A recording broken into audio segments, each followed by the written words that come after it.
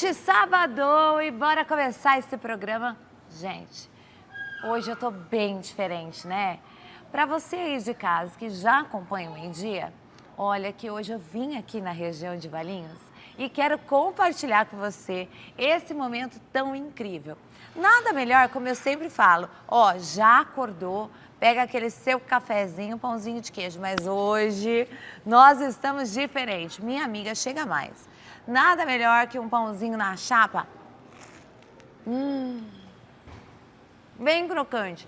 E quando a gente chega na padaria, o que a gente lembra? Do pingado. Agora, eu vou dizer, essa padaria vai além de um café, de um pingado. Olha só quantas delícias. E eu quero que você vivencie toda essa experiência comigo. E claro, que o compartilhar um bom café da manhã é sinônimo de saúde. Saúde mental, saúde física, porque a gente compartilha com a nossa família, com quem a gente ama, não é mesmo? Então, bora de Bom Dia Saúde?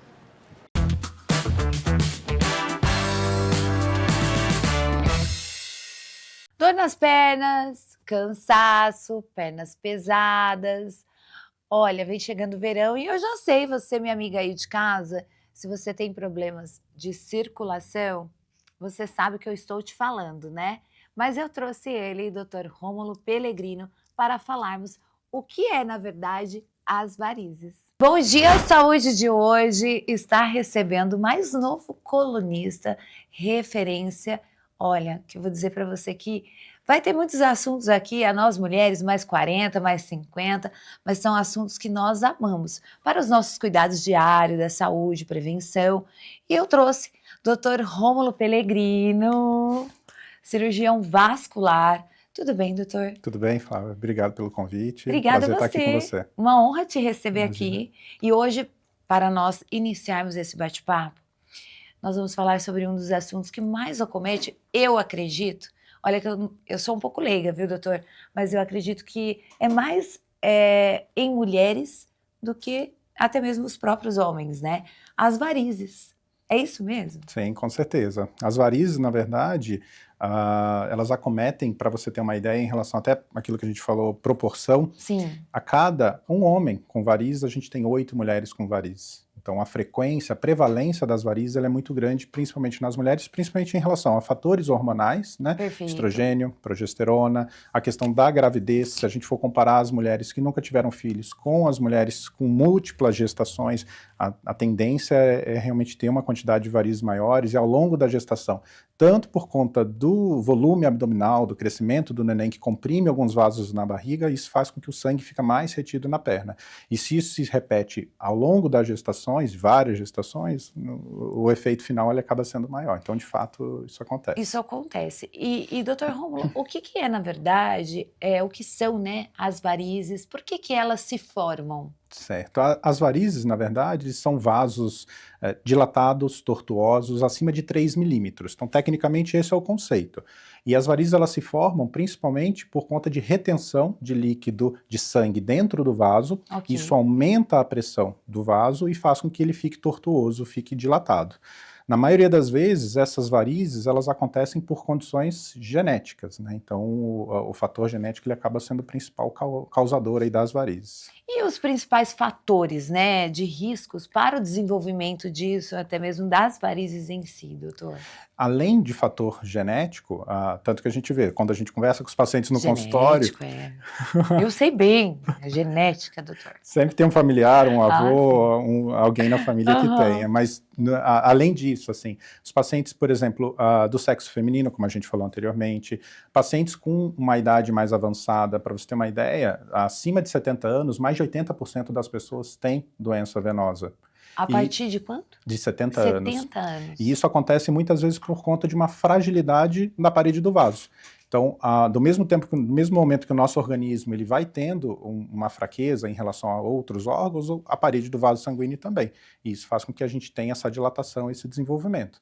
Pacientes, por exemplo, sedentários, que não fazem muita atividade física, que não fazem contração da musculatura, esse bombeamento do sangue evita que o sangue fique retido na perna, melhora a circulação, então é um fator de risco. Obesidade também, por conta do aumento da pressão Sim, dentro sim. da barriga, aumento da pressão abdominal, o sangue ele fica mais retido na perna e isso favorece também o desenvolvimento.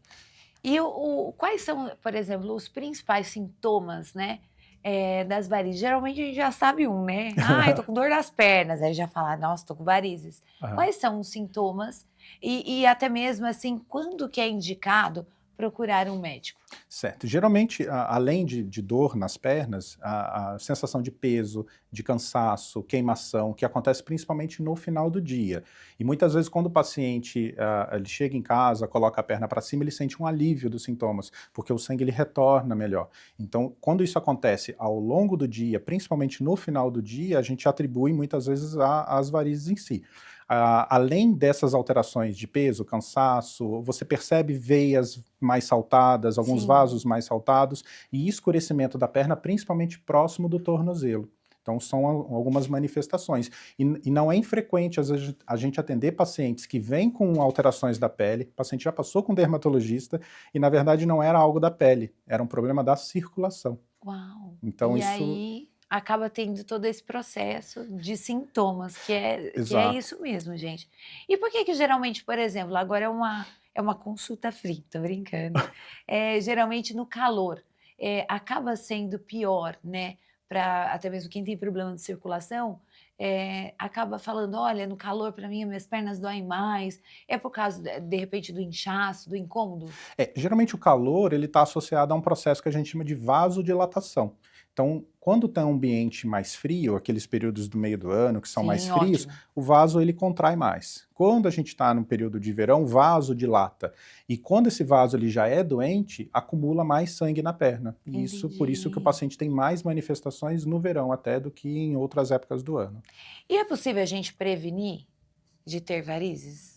Assim, como a É. varizes ela é de causa principalmente genética, é muito difícil da gente prevenir 100% dos casos, né? Tá. Porque você não consegue controlar algumas situações, Sim. inclusive o avanço da idade. A questão é, existem algumas medidas que a gente pode estar fazendo para tentar minimizar a evolução da doença. E dentre essas medidas, práticas comuns do dia a dia, atividade física, principalmente de fortalecimento da musculatura da panturrilha, musculatura da coxa, porque esse bombeamento do sangue que permite esse retorno, faz o sangue retornar melhor para o coração e o sangue não fica acumulado nas pernas. Outra situação que é importante com relação a medidas de prevenção, uso de meia elástica, principalmente para quem trabalha em escritório, pessoas que trabalham muito tempo com a perna, ficam muito tempo de pé, com a perna para baixo. Então a meia elástica, as meias compressivas, elas também favorecem esse retorno do sangue, então ajudam a prevenir. Não de que a gente possa prevenir 100%, Sim. mas ao longo do tempo isso traz um benefício muito grande para as pessoas. E agora, doutor Rômulo, por exemplo, nós sabemos o avanço da medicina na tecnologia, né? Dentro até mesmo dessas questões cirúrgicas, o que você pode trazer aqui para a gente hoje em tratamentos? Quais são os tratamentos hoje que se usa a tecnologia para tratar as varizes? Certo. Hoje em dia, as varizes, os principais tratamentos que a gente tem são tratamentos minimamente invasivos, ou seja, são tratamentos que a gente tem um trauma menor em relação àquilo que era feito antigamente. Então, por exemplo, o tratamento da safena. Antigamente se fazia um corte na virilha, um corte na região do tornozelo, retirava-se a safena. Hoje em dia, a gente faz uma picadinha na região do tornozelo ou na região onde a varizes está doente, sobe com uma fibra de laser e por dentro do vaso a gente vai queimando aquela safena doente, por exemplo. E, inclusive, até esse tratamento é feito para as varizes. Complementar a isso, procedimentos de escleroterapia, que são algumas aplicações que a gente faz com substâncias diferentes, dependendo da característica de cada vaso. Então, muitas vezes, hoje você consegue, com procedimentos menos invasivos, sem precisar, muitas vezes, de uma cirurgia tradicional, você consegue resolver 100% dos problemas dos pacientes. E aqueles pacientes, por exemplo, que, de repente, não tem... Por exemplo, um caso de varizes, ele tem um vasinho, tem como tratar também, né? Tem como tratar. Agora, uma coisa que é importante... Os vasinhos, oxe! Que mulher não tem, né? Quase nada, né? A gente nunca tem os vasinhos. Mas uma coisa que eu falo sempre nas consultas, isso é importante. Dos pacientes que chegam pra gente com vasinhos, 46% desses pacientes têm comprometimento da safena. Então, muitas vezes existe essa conexão do vasinho com vasos mais internos. Então, sempre antes da gente propor um tratamento, iniciar um tratamento, uma avaliação sempre com ultrassom, com Doppler venoso é importante. Que são os exames que são os exames que a gente identifica. Tá. Vamos supor que, por exemplo, o paciente não tem doença da safena, só tem os vasinhos. Hoje em dia a gente tem, além de escleroterapia, que era feito antigamente, algumas técnicas com laser transdérmico. Então a gente tem como se fosse uma pistola que a gente dispara um laser e esse laser gera um calor que faz uma fotocoagulação do vaso. Então ele vai secando os vasinhos de fora para dentro. E isso sem necessidade de picada, de agulha, para aqueles pacientes que têm medo. Gente, olha, vou dizer, né? Porque antigamente era tanta injeçãozinha e dói. Na área do pé, Dr. Rômulo, dói, viu? E depois volta. Por que volta? Geralmente, assim, dois pontos aí que você mencionou. Um com relação à dor. Hoje em dia a gente tem alguns dispositivos, por exemplo, de sedação consciente, que a gente chama de uma técnica de óxido nitroso. Então a gente coloca uma máscara no paciente. Uau, que legal. E essa máscara ela dá um efeito de relaxamento. Então você diminui a sensibilidade na pele. Então você consegue fazer os procedimentos com muito mais conforto. Então essa questão da dor também, a gente trabalha bastante nesse sentido, em trazer mais conforto para os pacientes no dia a dia. Óbvio. Sim. E essa questão de faz mais volta é aquela situação que eu falei anteriormente.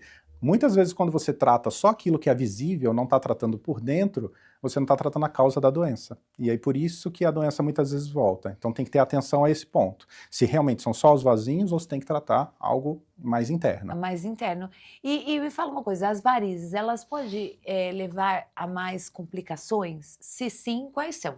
Certo. Geralmente, quando o paciente ele tem esse acúmulo de sangue nas pernas, pode acontecer algumas alterações, como a gente falou anteriormente. Então, manchas escuras na pele, e o paciente ele pode ter também apresentar esse acúmulo de sangue pode fazer com que ele tenha a formação de coágulos.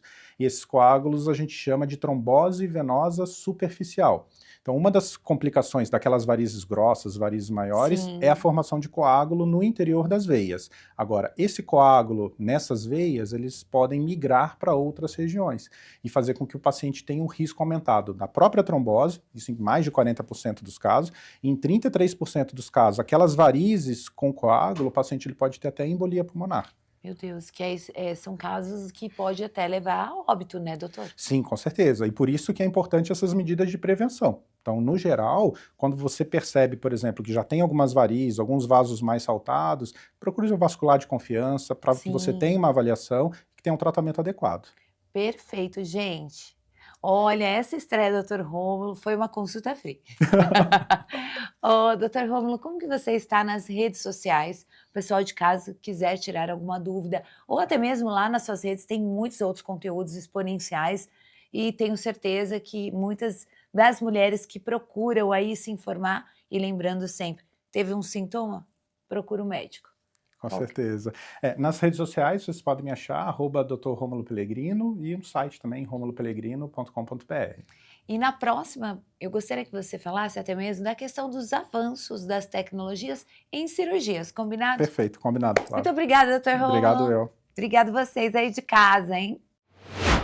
E agora você vai entender o que é a tireoide e quando você tem que buscar o tratamento.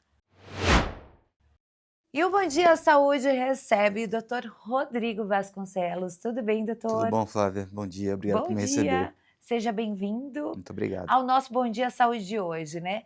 E nós vamos falar de um dos assuntos muito importante e eu acho que no dia a dia muitas mulheres comentam sobre esse assunto com a vizinha, com a mãe, com a amiga, sobre tireoide. É isso mesmo, doutor? É isso mesmo. Problema bem comum, cada vez mais diagnosticado nas mulheres.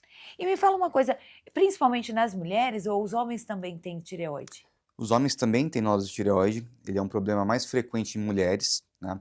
Muito provavelmente por alterações hormonais das mulheres. Então são alterações mais encontradas em mulheres, mas também podem aparecer em homens. E me fala uma coisa, como que a gente pode tratar os nódulos de tireoide?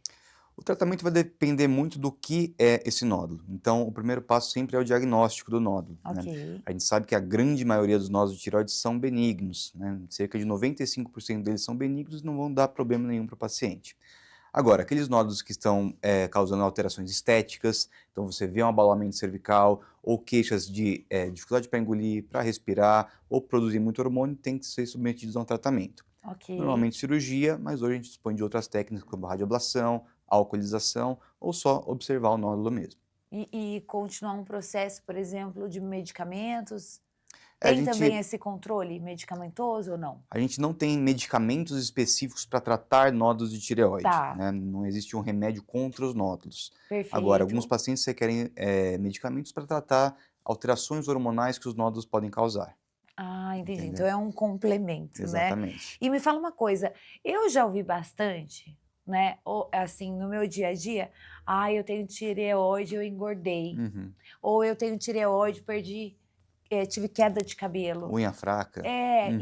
isso é mito ou é verdade? Isso acontece, tá? A tireoide, quando ela funciona de um jeito ruim, quando ela produz poucos hormônios, que a gente chama do hipotireoidismo, a pessoa pode ganhar peso, pode perder cabelo, a unha pode ficar fraca. Agora, isso não tem relação direta com os nódulos de tireoide. É uma alteração sistêmica do órgão que faz ele produzir menos hormônio que deveria. E até mesmo você mencionando na parte cirúrgica, como que é esse processo, né, da parte cirúrgica e como que é após uma cirurgia de tireoide? Uhum. Como que é o dia a dia dessa paciente? É. A cirurgia de tireoide é o tratamento mais tradicional para nódulos tireoidianos que têm sintomas ou têm risco de malignidade, Tá, né? Vale ressaltar que é uma cirurgia muito segura, tá? É a cirurgia que a minha especialidade mais faz. Tem seus riscos específicos, então tem que ser bem indicada, mas é em geral uma cirurgia segura. E no pós-operatório, o paciente normalmente vai ter que repor hormônio da tireoide, porque ela não vai ter mais o órgão que produz esse hormônio, mas em geral uma vida normal, que ela não vai mudar a expectativa de vida, ela vai ter uma vida normal como qualquer outra pessoa. doutor Rodrigo, provavelmente no seu consultório você deve ouvir bastante, é assim, na questão os fatores de riscos, né, da tireoide, ela pode desenvolver esse câncer ou um câncer de tireoide? Sim. O câncer de tireoide tem alguns fatores de risco que são bem conhecidos na nossa prática, né? Quais são eles? Principal fator de risco é radiação ionizante. Então, você vê muitos profissionais ortopedistas, por exemplo. Tá, Os ortopedistas operam no centro cirúrgico com auxílio do raio-x na sala cirúrgica. Então, eles são da expostos a muita radiação. radiação, né? Ou mesmo técnicos de raio-x, de tomografia, que são expostos cronicamente à radiação, têm um risco aumentado de desenvolver câncer de tireoide. Esse é o principal fator. Outras coisas que a gente pode levar em conta é obesidade mórbida. A gente sabe que a obesidade é um fator de risco para câncer de tireoide e fatores genéticos, né? Então, familiares de primeiro grau que tenham câncer, é bom ficar com um cuidado redobrado nesses pacientes. Assim, quando é feito o exame, eh, todos os exames, no caso dos nódulos, devem ser com biópsia ou não? Muito boa pergunta. A gente tem indicações muito claras para biópsia de nódulos de tireoide. Então, não é porque você achou um nódulo na sua tireoide que você tem que fazer biópsia dele, né? A gente tem que ver os aspectos ultrassonográficos. O que quer dizer isso? A gente vai pegar o paciente, fazer ultrassonografia, ver, primeiro, o tamanho do nódulo e, segundo, o aspecto do nódulo. A gente vai pegar essas duas informações, juntar e saber qual tem indicação de fazer biópsia ou não. Sim. E por que isso é importante? Porque até 50% das mulheres terão nódulos de tireoide na vida. Então, metade da população feminina vai desenvolver um nódulo de tireoide na vida.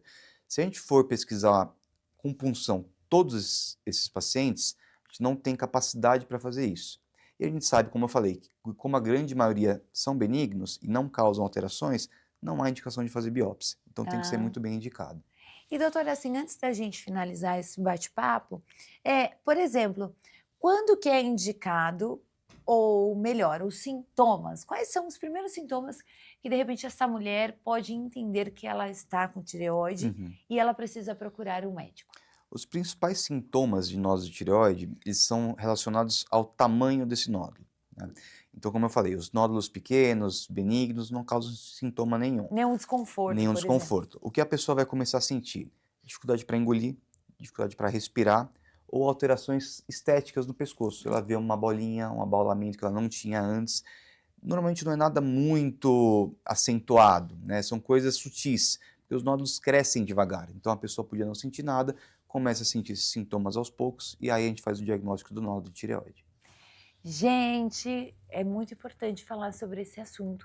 E eu acredito que tem outros assuntos. Eu gostaria que você voltasse aqui, hein, doutor Será um Rodrigo. prazer enorme voltar Eu aqui, acho que Flávia. olha, as minhas amigas aí de casa gostam de saber sobre esses assuntos e muitos dos outros, porque nas redes sociais do Dr. Rodrigo, você encontra muitos outros temas também. Como que você está nas redes sociais, doutor? Dr. Rodrigo Vasconcelos com 2 L's. Dr. Rodrigo Vasconcelos, muito obrigada e bom dia à saúde, né? Bom dia, saúde. Muito obrigado, Flávia. Obrigada. Obrigado. E hoje estamos aqui recebendo o nosso colunista, Dr. Mário Guimarães, onde vamos falar de um assunto...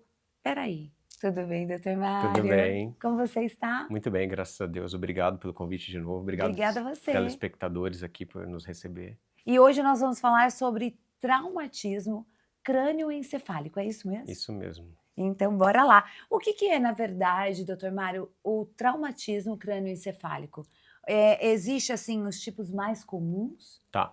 O traumatismo crânioencefálico, ele é um trauma que ocorre na região da cabeça. Tá. Então ele pode pegar o couro cabeludo, os ossos e até o que está dentro, o conteúdo interno, que são as meninges e o encéfalo todo, né? O cérebro, o cerebelo, todas essas estruturas. Então ele é um impacto sobre a cabeça. Ele pode ser dividido em algumas subdivisões. Então pode ser aberto, ou seja, quando você tem uma perfuração, um tiro, né? Ou quando você tem uma fratura exposta do crânio, então é um trauma craniano aberto. Tá. Né? O cérebro pode ficar exposto. E tem o fechado, quando você leva, sei lá, uma paulada, ou quando bate em alguma estrutura, bate numa parede, bate no chão, uma queda de uma motocicleta, de uma bicicleta, ou uma queda de idoso. Então é o trauma fechado, onde não há exposição do tecido interno. Também a gente pode falar em traumatismos cranianos graves, quando a pessoa tem perda de consciência, precisa ser até entubada, e os moderados, onde ela fica meio com perda de consciência leve. Mas ali... E não precisa ser entubada. Tá. E tem os leves, que a pessoa fica normal, consciente e muitas vezes ela consegue fazer as atividades habituais ou pode ficar um pouquinho sonolenta só. E me fala uma coisa, doutor Mário, bater a cabeça sempre tem perigo? Bater a cabeça leve, uma batida leve, eventual, ela não causa... Uma batida, geralmente criança, né, que tem o costume de repente cair, né? Sim, gente? Batida leve, eventual, ela não vai causar grandes danos. Tá. Uma batida mais intensa, aí sim a gente tem que ficar observando. Atento. Eu recomendado até às vezes se a pessoa tiver alguns sintomas como náusea, vômito, sonolência excessiva, agitação excessiva, a levar até um pronto-socorro. E depois fazer um acompanhamento com um neurologista ou um neurocirurgião. Agora, uma batida repetida, que a gente fala, né? Aquela batida que você faz várias vezes, aquele traumatismo craniano repetido, crônico, né? Que acontece com os pugilistas, os lutadores, a gente precisa se preocupar também. É o caso, por exemplo, que a gente tem umas encefalopatias pugilísticas, né? Que é uma encefalopatia traumática crônica, que a pessoa sofre traumas constantes, ou porque ele luta, ou porque ele bate a cabeça constantemente, e aí a gente pode causar alguns problemas, como cefaleia crônica, tem risco até de perda cognitiva e demências associadas. E como que a gente consegue, por exemplo, identificar se ele é um caso grave? O caso grave, ele vai ter o quê? Quando a energia é muito grande, tem um acidente automobilístico, uma queda de laje, né, que é frequente no nosso país, uma agressão física, a pessoa levou uma paulada, alguma coisa do tipo, ou mesmo uma agressão forte. Teve uma mulher que foi agredida no elevador recente, uma coisa chocante. Então, porque foi golpeada várias vezes e com grande força. Esses são traumatismos que a gente precisa ficar Atentos. Porque por causa do mecanismo de agressão que foi muito intenso. E também analisar algumas coisas, se a pessoa ficou sonolenta, se a pessoa teve náusea ou vômito, ficou enjoada, se ela ficou muito agitada, se ela teve alguns sintomas como convulsões, todos esses casos precisam ser avaliados. Então, assim, se a intensidade da lesão, do golpe que ela recebeu ou da batida foi muito grande, ou se ela teve sintomas aí que chamam a atenção. Tá bom? Perfeito. Agora uma dúvida, por exemplo, nesses casos, né, igual você citou aí dos socos, enfim, a pessoa teve ali o traumatismo, por que não é 100% então dela ter uma sequela? Sim, às vezes pode acontecer ou não, depende da região que foi acometida. Existem regiões no cérebro que são mais frágeis, como essa região temporal, ela é mais frágil, lateral, ela é um osso mais fino, e aí quando é golpeado, quando bate, sofre uma Uma lesão, paulada. uma paulada, isso pode causar uma fratura nesse osso, Tá. ou lesões. E essas lesões também, existem lesões a contragolpe, que por causa do mecanismo de aceleração muito, muito rápido, ou mesmo pela massa, pela aceleração, né? No caso do golpe, vários golpes em repetição. Então podem causar sangramentos dentro da cabeça, e esses sangramentos muitas vezes eles comprimem o cérebro. E se ocorrer esse tipo de coisa, precisa se operar. Aí é um caso de um traumatismo craniano cirúrgico. A gente precisa fazer uma intervenção cirúrgica, fazer uma cirurgia, drenar esse hematoma, essa hemorragia, eventualmente, né?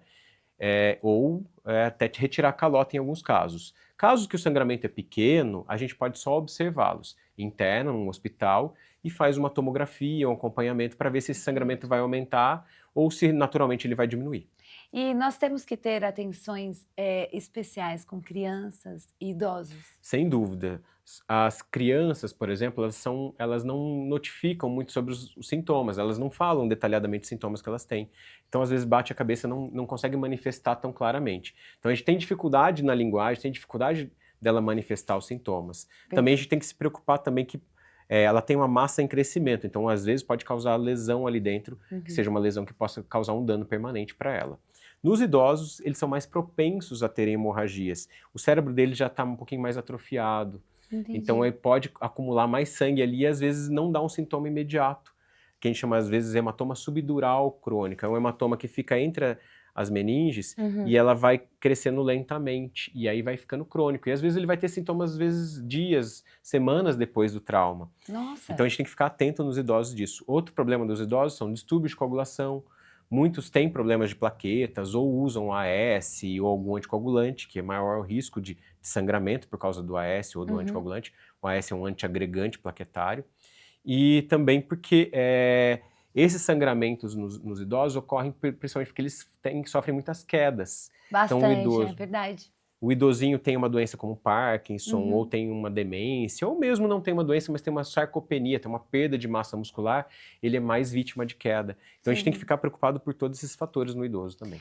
E, doutor Mário, para a gente encerrar, o que a pessoa, ou até mesmo o que fazer, né, imediatamente, se tiver um traumatismo encefálico? Tá, se for um trauma leve, observar, tentar ver se teve algum corte, algum sangramento ali local, né, dar um analgésico, ou às vezes uma compressa de água fria para evitar que forme um hematoma. Se for um trauma mais importante, de grande energia, né, uma queda de laje, uma queda de escada, um acidente automobilístico, uma queda de bicicleta ou de moto, uma agressão física, procurar sempre repousar essa pessoa, deixar ela em decúbito, avaliar se ela não teve nenhum trauma cervical, aí você não pode mobilizá-la, né, no caso.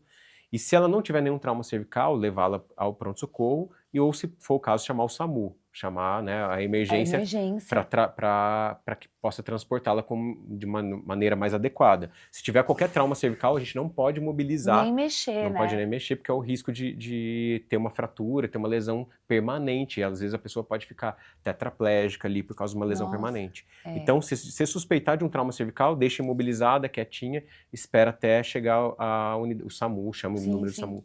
E se for uma coisa que ela não tem trauma cervical, não está se queixando de nenhum trauma cervical, é uma coisa moderada, ou então que ela tem alguns sintomas, algum corte, tentar estancar o sangramento e levá-la, assim que possível, para a unidade de pronto atendimento. Gente, é uma aula sempre estar aqui com o Dr. Mário. E eu gostaria no próximo programa, Dr. Mário, que você voltasse com um assunto que muitas pessoas sofrem com isso, hein? Que é a lombalgia, a dor na coluna. Sim. Vamos abordar esse tema, sim, com certeza. Aquelas assim, eu já estou sentindo, então, essa lombalgia.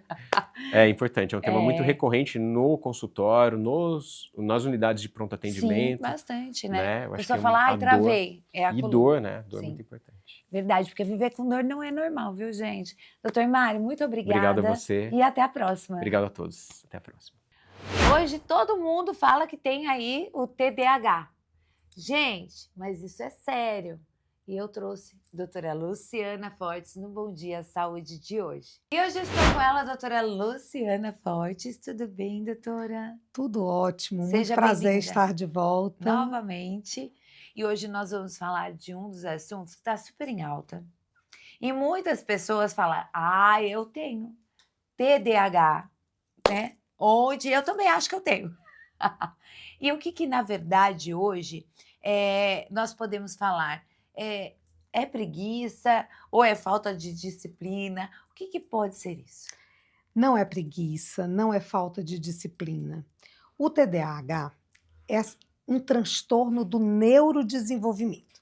É muito importante a gente começar explicando que, assim, no nosso cérebro nós temos 3 grandes leques de transtornos. Perfeito. Que é o transtorno do neurodesenvolvimento, onde nós temos muito conhecido que é o TDAH e o transtorno do espectro autista, o TEA, os mais conhecidos. No transtorno de humor, nós temos ansiedade, depressão, bipolar. E nos transtornos de personalidade, muito conhecido, nós temos o borderline, esquizofrenia, Sim. que são transtornos que têm a psicopatia. É um leque e existe essa divisão para a gente conseguir entender e classificar melhor. O transtorno do déficit de atenção e ou hiperatividade, por que e ou hiperatividade? Porque existem 3 tipos: o tipo hiperativo, o tipo desatento e o tipo combinado, hiperativo e desatento. É um transtorno do neurodesenvolvimento. E ele não é um defeito, é uma condição. Tá. A pessoa nasceu com aquela condição, ela tem pleno funcionamento, se trabalhadas as suas potencialidades, e ela tem condições de ser uma pessoa totalmente normal. É uma condição que a gente só precisa ter o diagnóstico adequado para saber tratar e lidar de forma adequada. Sim. E me fala uma coisa, ele é considerado, por exemplo, um defeito ou existe até mesmo uma outra forma de entendermos, né? Não é um defeito. Acontece o seguinte, o nosso cérebro é dividido em partes e em córtex também. O córtex pré-frontal, que é essa parte aqui que é da testa, Sim. é onde nós temos habilidades muito importantes que são trabalhadas nele, que são as funções executivas e a atenção focada. Quais são essas funções executivas? São as funções de, por exemplo, controle inibitório, saber a hora de parar, flexibilidade, saber flexibilizar. Esse caminho não está bom, vou por esse caminho. Tomada de atitude, planejamento, automonitoramento, organização e também a atenção focada. Conseguir inibir fatores externos para focar na atenção. E as pessoas que nascem com transtorno do neurodesenvolvimento do tipo transtorno do déficit de atenção e ou hiperatividade, elas têm uma diferençazinha na formação do córtex pré-frontal. Então não é um defeito, é uma diferençazinha que é perfeitamente corrigida com medicação. Inúmeras medicações nós já temos hoje no mercado, muito seguras e que, diga-se de passagem, já podem e devem ser usadas em crianças a partir de 6 anos de idade. E também o pilar, que é a psicoterapia, trabalhada com a medicação e também a parte de atividade física, que faz com que essas pessoas tenham mais qualidade de vida. É sempre muito importante. E com certeza você deve ouvir muito isso, né? Até mesmo na sua clínica, no seu consultório. O que isso pode impactar na vida dessa pessoa? Por exemplo, seja escolar, profissional ou até mesmo, doutora Luciana, nos relacionamentos. Exatamente. Olha, o livro, que é o nosso grande código, que é o DSM, que é o Diagnóstico de Doenças Mentais, ele traz critérios e sintomas para cada tipo de transtorno. No caso do TDAH, os critérios são preencher determinados sintomas. No caso de criança, tem que ser 6 sintomas. No caso de adulto, 5, da lista do rol de sintomas. Perfeito. Além disso, que esteja presente na vida da pessoa aquelas características desde antes dos 12 anos de idade. E o outro critério é que isso interfira em pelo menos 2 esferas da sua vida. Seja na família, vida familiar e estudantil ou profissional. Relacionamentos versus vida escolar. Escolar. Enfim, 2 esferas da vida, pelo menos. O que acontece com uma pessoa que tem um transtorno do déficit de atenção ou hiperatividade? Vamos supor que a pessoa seja desatento. Você imagina que essa pessoa vai conseguir ter uma organização mental de lembrar datas importantes, compromissos? Eles Não. têm um hiperfoco. Eles têm um hiperfoco. Aquele hiperfoco deles, eles não esquecem nada por nada. O hiperfoco é o hiperfoco e eles vão longe no hiperfoco deles. Mas no mais da vida, eles não conseguem ter essa organização cerebral dinâmica de forma a estruturar horários, rotinas. E isso interfere demais e prejudica muito. E me fala uma coisa, como que essa pessoa, por exemplo, até mesmo vindo dessa questão de impactar a vida dessa pessoa, os familiares, colegas, pessoas próximas, podem apoiar essa pessoa que já tem e já está diagnosticado? Isso é uma coisa muito importante. Primeiro de tudo, não ter preconceitos. Tá.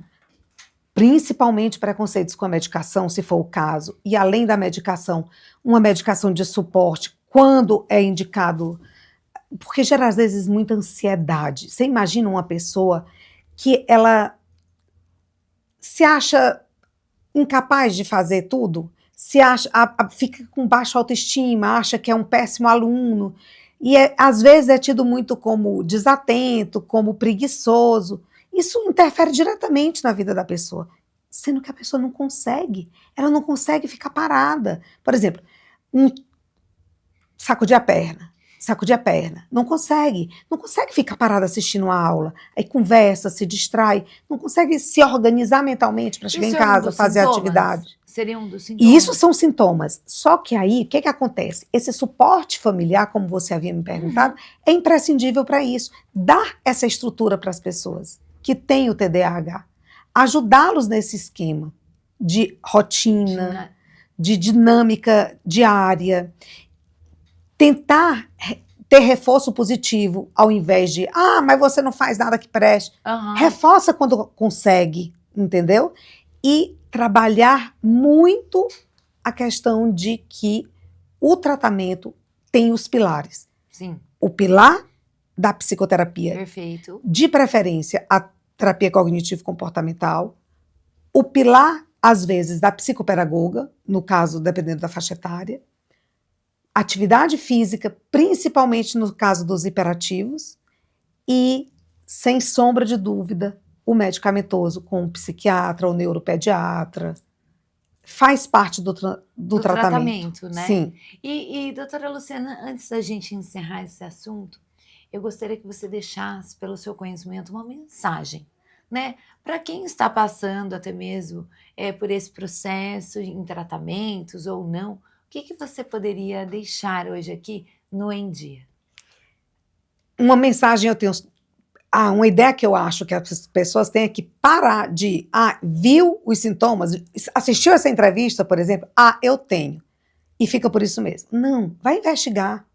Procura fazer uma avaliação neurocognitiva, procura um profissional competente, se descobre, autoconhecimento é tudo, e enfrenta isso. Você não é preguiçoso, você não é folgado, desorganizado, só seu cérebro trabalha diferente.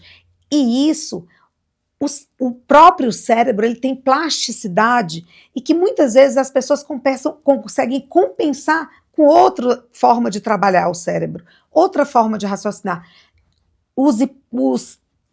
As pessoas portadoras de TDAH são geralmente pessoas muito resilientes, muito criativas. Bastante, tem um pensamento muito rápido. Muito, né? Por quê? Porque elas têm que se reinventar para conseguir chegar em algum lugar. Então você tem muito potencial, mas não fica por isso mesmo. Autoconhecimento é tudo. É isso mesmo. E doutora Luciana, agora você aí de casa, provavelmente já deve ter conhecido alguém que tem mania de limpeza, ou de repente o tapete está viradinho, que é o toque, o famoso toque. Será que isso tem a ver? Vamos falar desse assunto no próximo programa? Vai ser um prazer. Vamos, eu vamos acho sim. Tudo. Que eu falo para minha mãe, você tem toque. Minha mãe, você come na casa dela, assim, no chão, eu falo, de tão limpo que é. Mas todo dia tá lá, sabe aquela coisa? Às vezes mania de limpeza não é toque. Vamos falar sobre isso, Vamos? vale a pena. Bora? Vamos Muito sim. obrigada, viu, doutora? Foi um prazer enorme. Até a próxima. Até logo. A rinoplastia é um dos procedimentos mais procurados no Brasil hoje. E eu trouxe a doutora Juliana Garcia, referência em rinoplastia, para falarmos sobre esse assunto. A nossa mais nova colunista vem chegando aí. Olha, vocês de casa, você sabia que a rinoplastia hoje é um dos procedimentos mais procurados no Brasil? Olha, eu não imaginava isso, mas estou trazendo ela para o nosso time, para a nossa casinha. Doutora Juliana Garcia, tudo bem? Tudo bem. Seja bem-vinda. Muito obrigada, Flávia, pelo convite. Obrigada a você. Estou adorando participar, sendo colunista do Agora, programa Em Dia. sim. E a gente vai debater muitos temas aqui, principalmente sobre a rinoplastia. Principalmente, ela é referência na rinoplastia. E, na verdade, doutora Ju, o que nós poderíamos falar, o que é em si a rinoplastia? A rinoplastia é um procedimento do nariz. Tá. É um procedimento cirúrgico na qual a gente muda a estética nasal, de Perfeito. acordo com a harmonia da face, do rosto. Com a cirurgia, a gente pode englobar outros procedimentos do nariz, como a correção dos desvios de septos, a carne esponjosa. E como você falou, é uma cirurgia que assim, a gente vem fazendo muito, ela vem Muito. crescendo muito no Brasil. E me fala uma coisa, como que o paciente pode se preparar para esse tipo de cirurgia, doutora? Bom, a primeira coisa é o paciente procurar um bom profissional. Um profissional que seja respeitado, um profissional ele procura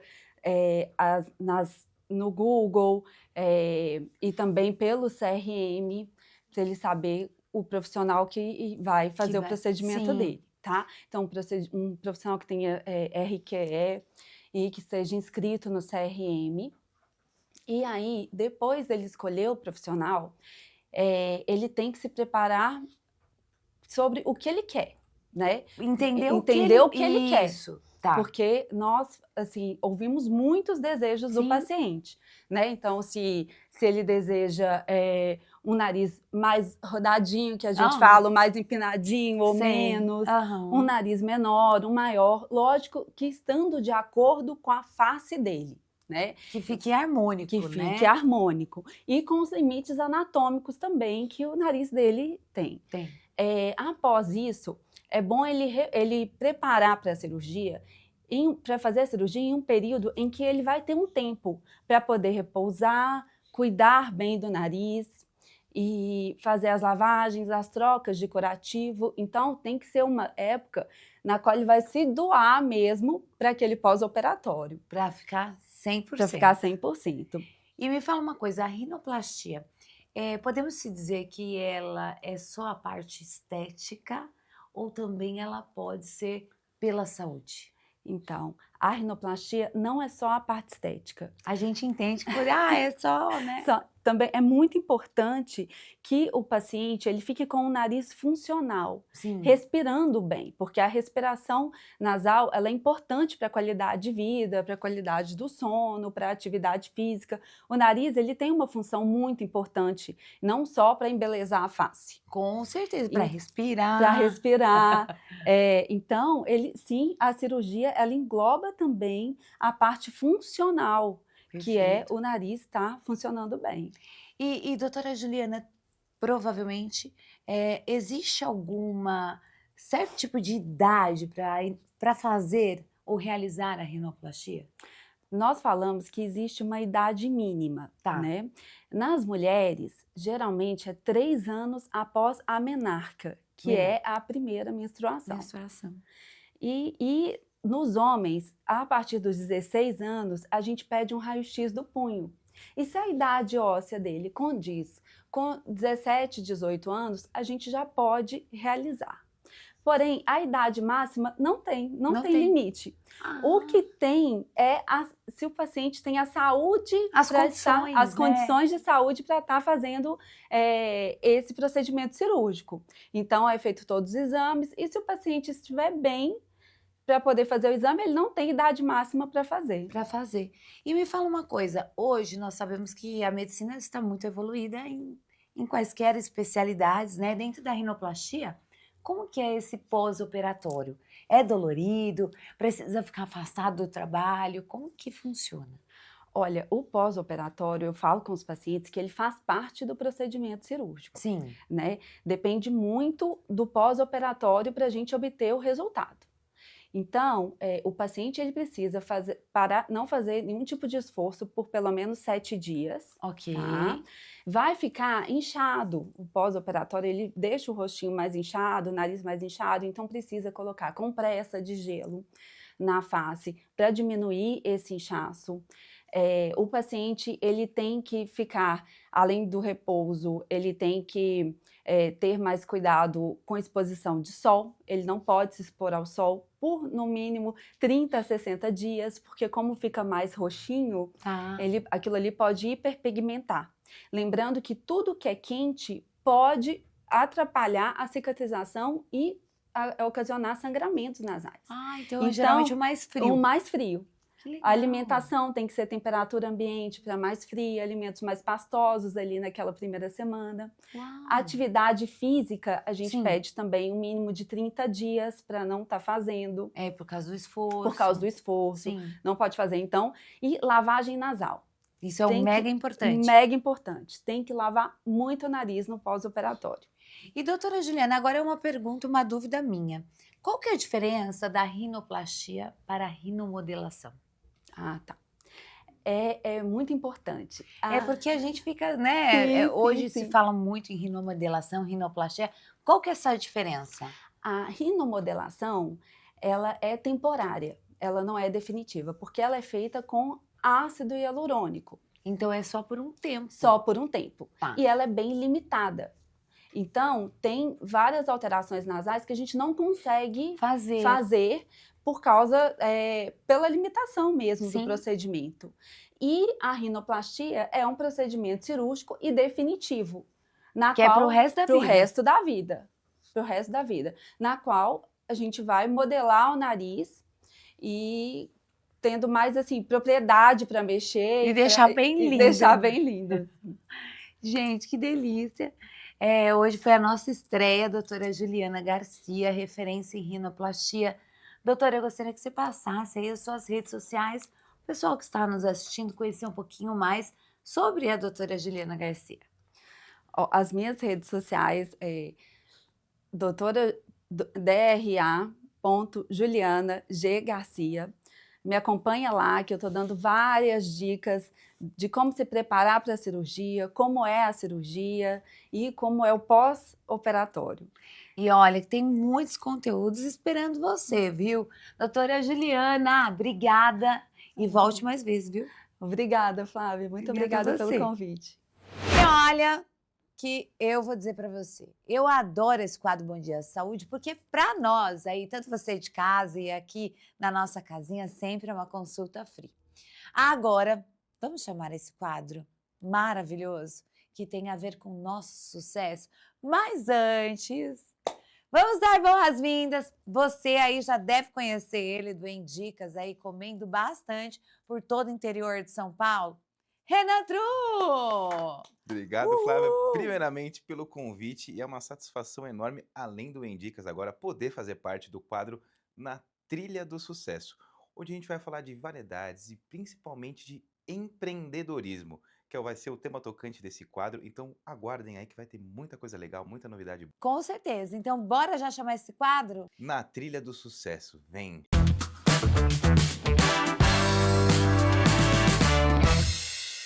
E hoje eu vou receber essa maravilhosa, nossa nova colunista, a doutora Kelly Gonçalves. Olha, advogada, especialista em direito da moda. E hoje o assunto é o direito da moda, mas de uma forma mais elegante, que eu até aprendi a falar, viu, gente? Fashion law. Doutora Kelly, seja bem-vinda. Muito obrigada, um prazer, uma honra estar aqui e poder dividir um pouquinho com todo mundo. Assim como a senhorita não sabia o que é, muita gente não sabe. Não sabe, né? Não sabe. É é muito novo, mas muito feliz de poder compartilhar com todo mundo. Adorei a Obrigada. senhorita. Já pra gente começar? Senhora, Então, não, é linda. a senhorita. Lourão. Adorei. E me fala uma coisa, então. Já explica pra gente o que é, na verdade, a Fashion Law. O direito da moda nada mais é que um ramo do direito focado para a indústria da moda, beleza, né, que a gente fala beleza e saúde. Ele teve início em 2006, lá em Nova York, com uma advogada chamada Susan Scafidi, e aqui no Brasil, perto de 2010, que começaram a ter esses estudos. O direito nada mais é do que isso mesmo, focado totalmente para a indústria e para a moda. O mercado foi uma necessidade do mercado, porque a indústria da moda ela é mundialmente bilionária e é uma indústria muito rica, e a indústria sentiu falta, o mercado sentiu falta de um advogado que conseguisse tratar de uma forma mais específica esse Exclusiva, mercado. né, Exclusiva, pra essa entendendo área. o mercado. Sim, E é perfeito. daí que surgiu. E me fala uma coisa, quais são as áreas, doutora Kelly, do direito, né, que se encontram, por exemplo, dentro do Fashion Law e por que ele é tão importante para o mercado da moda? O Fashion Law, você pode atuar em todas as áreas do direito, Tá. direito civil, direito do trabalho, direito penal, propriedade intelectual, mas sempre voltada para o Fashion Law, para o direito, para a moda.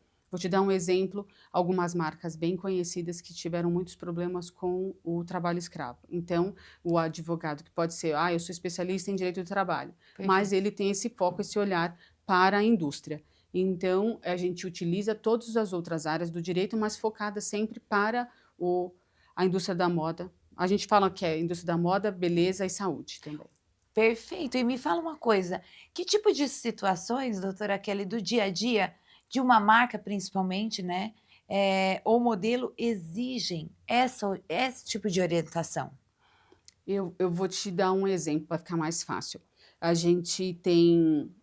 A pessoa, vou criar uma marca. Perfeito. Ela está querendo lançar uma marca no mercado. Vou lançar uma marca no mercado. A gente fala, olha, a primeira coisa que você deve fazer, olha, procure uma assessoria para que você não perca tempo nem dinheiro para você montar o seu negócio. Eu vou criar um @ no Instagram, já vou vender no Instagram. Isso é muito importante, essa marca, você se torna uma marca. E você precisa de uma assessoria para quê? Olha, vamos saber se essa marca já está registrada por outra pessoa. Ok. Se você quer montar um espaço físico, você sabe fazer o contrato de locação, fazer o contrato com os funcionários, enfim. Com os você precisa fornecedores, com com fornecedores, tudo. principalmente. Então, você precisa de um advogado para você fazer toda essa assessoria. Uhum. O que é diferente de um advogado? O advogado não sabe fazer isso? Sabe, claro que sabe. Mas você precisa ter um olhar mais técnico, mais atento. O mercado da moda ele é muito rápido. Para você, são muitas coleções que são lançadas, então você precisa ter esse olhar atento e rápido para este mercado. Perfeito. Então é para isso. Dando todo o suporte, né, que a gente precisa. Então, já pega essa dica. Existe diferença entre um advogado tradicional, por exemplo, e um advogado especializado em Fashion Law? Quando pensamos em proteger o trabalho criativo da moda, tem essa diferença?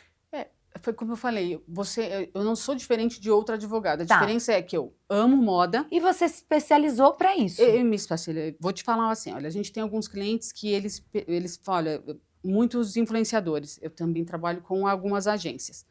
E aí eles querem fazer um contrato. Olha, a gente precisa entender como é que você vai subir, se eu vou usar um story, se eu vou usar... um feed. Exatamente. E a gente tem muito advogado que hoje ele nem gosta das redes sociais. Como é que eu vou advogar, eu defender uma pessoa ou montar um contrato se eu não sei nem como a forma de utilizar? Como que eu trabalho ali, como né? Como é que eu trabalho? Eu vou te dar um exemplo. A gente tem uma influenciadora que ela veio nos procurar, ela fez um contrato para uma marca para utilizar, fazer, enfim, um trabalho por 2 meses. Ela assinou o contrato e deu autorização para fazer o uso da imagem dela por 3 anos. Tu imagina? Se o trabalho é 2 meses, 2 meses, mas ela permitiu que fosse utilizada a marca dela, a imagem dela por 3 anos. Então, você precisa de uma assessoria para ter esse olhar específico Sim. para poder te ajudar. Como que você faz um contrato assim, né? Ah, tudo bem. Assim, Ah, já mas pensou? Assim é fácil. eu acho que eu Você faria a mesma paga, coisa você que paga ela. por 2 meses e utiliza, Tá vendo faz você exemplo. ser leigo, o que que dá? Não, vamos aí. Quantos anos? 5? Pode Fica usar. Fico Santa, à Já mudei o vontade. cabelo, já engordei, já Aham, emagreci, já tá aham. tudo, né? Diferente e continuamos. E me fala, como que você enxerga, por exemplo, essa questão do futuro, né? Do fashion law no Brasil. Tendência passageira ou é uma área que já consolida aí no direito de moda? Não, isso é uma área que está e isso é maravilhoso. Até o fato de eu estar aqui eu já acho maravilhoso, porque tem muitas meninas que gostam de moda, gostam de direito e não sabem como se especializar, não se enxergam. Então, esse é um ramo que só está em crescimento. Tem muitos advogados se especializando. As melhores e maiores faculdades estão fazendo pós-graduação, tem Que pós-graduação, tanto é que eu também sou Sim. já. E muitas advogadas. Eu tenho aqui um presente para ti. Então, olha, gente. Fez um livro, temos alguns livros já, muitas Olha, advogadas. ela acabou de lançar, né, Kelly? Vou lançar ainda, vou Ah, fazer vai um evento. lançar? Aham, tá convidadíssima. Gente, primeira mão, ó. Corta pra mim, Marcelo. Gente, ó, direitos, marcas e negócios na moda. Fashion Law, Kelly Aparecida Oliveira Gonçalves, organizadora. Tá convidadíssima. Vou super, quero já Feliz. fazer um auê lá. Já estou lá, já. Que legal, parabéns, viu, Kelly? Muito obrigada. E é legal porque é algo que nós não temos um conhecimento.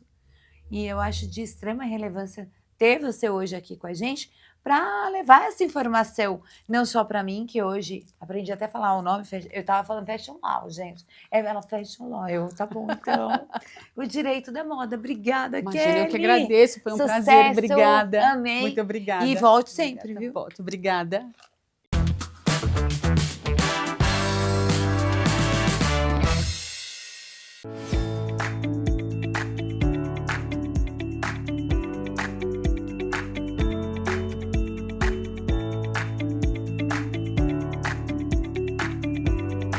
Então, chegamos aqui no consultório da doutora Elisa. Eu vim trazer a Andreia, que o maior sonho da vida dela é ter de volta o sorriso. E agora eu dou a dona Andreia para a doutora Elisa cuidar dela pra gente. Andreia, seja bem-vinda, Márcia, seja bem-vinda.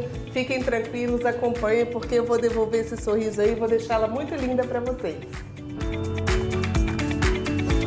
Nós vamos reabilitar o seu sorriso com próteses novas, para deixar um sorriso bonito e um rosto harmonioso.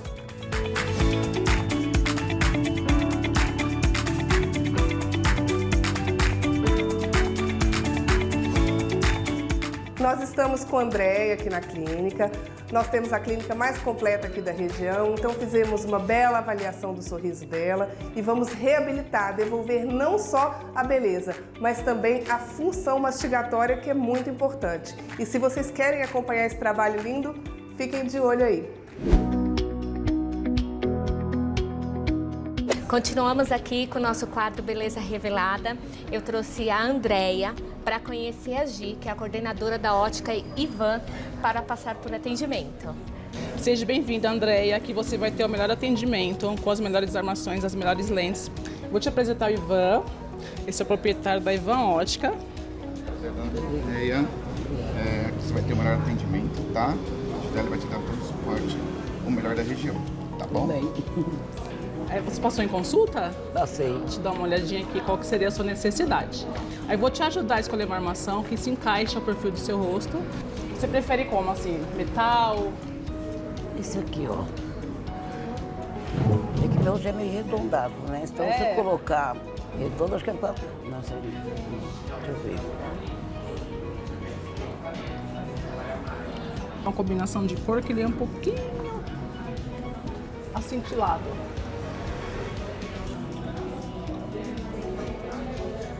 Deixa eu ver. Esse daqui ele. Andreia, vamos falar um pouquinho das lentes? Gostaria de saber com você como seria o seu dia a dia. porque nós temos lentes que vai te trazer conforto ao você ir ao sol, conforto às telas, que seriam lentes que têm proteção das telas digitais, que ela vai proteger seus olhos, 100% das telas, que são prejudiciais aos olhos, e também temos as opções de lentes que escurecem no sol, que traz conforto aos seus olhos. E também temos as lentes com antirreflexo. O que você procura hoje? O que traria de conforto para você? O sol incomoda muito. É, mais quando eu tô dentro do ônibus. Eu vou fazer as medidas na sua armação. Você pode colocar a armação, por favor. Esse equipamento, ele vai fazer o mapeamento dos seus olhos. Você só olha na direção da luz, tá bom? Relaxa um pouquinho o pescoço, que ela vai automaticamente mapear os seus olhos, tá bom? Prontinho.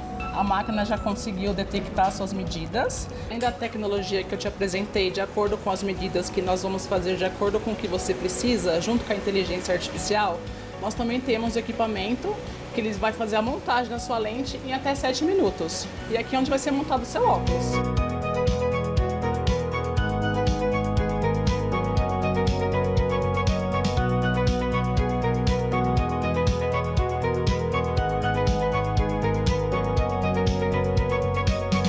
Deu tudo certo, Gi? Deu tudo certo. E aí, você gostou? Venha fazer os seus óculos aqui, na Ivan Óticas. Faça com a Gi, você vai ter um atendimento especial e exclusivo. E não perca nossos próximos programas. Seja a sua melhor versão. Acabei de chegar aqui na clínica da doutora Thalita Pedroso, onde vamos começar os tratamentos estéticos da nossa participante Andréia. Eu te convido para fazer parte e acompanhar tudo aí de casa, as grandes transformações que ela vai passar por aqui. Vem comigo? Oi meninas, eu trouxe a nossa participante do quadro Beleza Revelada para passar com vocês. Olá, dona Andréia, seja bem-vinda, viu? Eu já vou iniciar pedindo para você preencher uma anamnese para mim, tá bom? Por favor. Obrigada. Oi, doutora, a Andréia já chegou. Tá bom, estou indo aí buscar ela.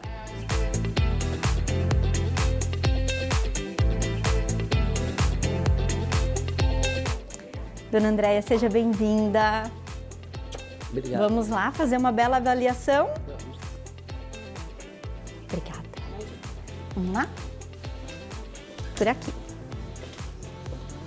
Primeira vez que você vai fazer tratamento estético? Sim, é a primeira vez. Se prepare, nós vamos fazer um método de explosão de colágeno.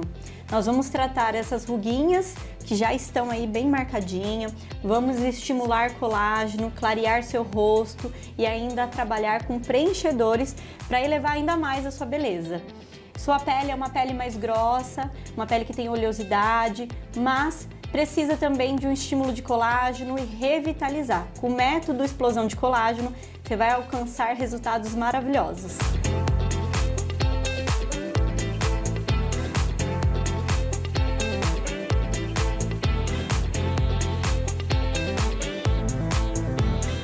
E agora, com a nossa esteticista Bruna, nós vamos dar início ao peeling orgânico. O peeling orgânico uniformiza a pele, serve para todo tipo de pele, melhora a oleosidade, linhas finas e clareia a pele também. 100% natural, sem dor e com muito resultado. E agora, dona Andréia, eu te apresento a doutora Amélia. Olá! Você está em boas mãos para a gente fazer os preenchedores e a harmonização facial. Eu vou tirar uma foto para eu fazer um planejamento para eu te mostrar o que eu consigo fazer para ajudar, para melhorar a sua olheira. Olha reto, tá? Pode olhar para mim. O que acontece? Eu vou editar aqui para você ver. Preenchimento, a gente sempre preenche aonde a gente vê fundo. Por que você se incomoda com a sua olheira? Porque a gente vê que tem profundidade e isso dá um ar de cansaço. Então eu venho aqui com o preenchedor, tá vendo? Bem onde a gente vê o fundo, é aqui que eu vou fazer preenchimento. Tá vendo aqui, ó? Tá vendo que um lado é diferente do outro. Quando eu colocar preenchimento aqui, eu já vou tirar esse ar de cansado do seu rosto, esse fundo que te incomoda. O que mais eu consigo fazer aqui com o preenchimento? Tá vendo essa marquinha assim, ó? Eu brinco que é uma machadada, eu tinha ela, eu tirei. Com preenchimento também, a gente consegue ajustar. O que mais que eu consigo fazer? Tá vendo essa profundidade aqui, ó? a gente consegue melhorar ela também. Sei que vocês estão curiosos com essa grande transformação da Dona Andréia, então não perca os próximos programas no Beleza Revelada. Não fica triste, não chore. O programa de hoje encerra por aqui. Mas todos os sábados eu espero vocês, hein? Quero desejar a você aí de casa um sábado na presença de Deus, com muito carinho, muito amor, energia positiva e muito amor no coração. Foi maravilhoso estar na presença de vocês nesse sábado e a gente aguarda vocês no próximo sábado às 8h40 aqui no Em Dia. Bora! Tchau, gente!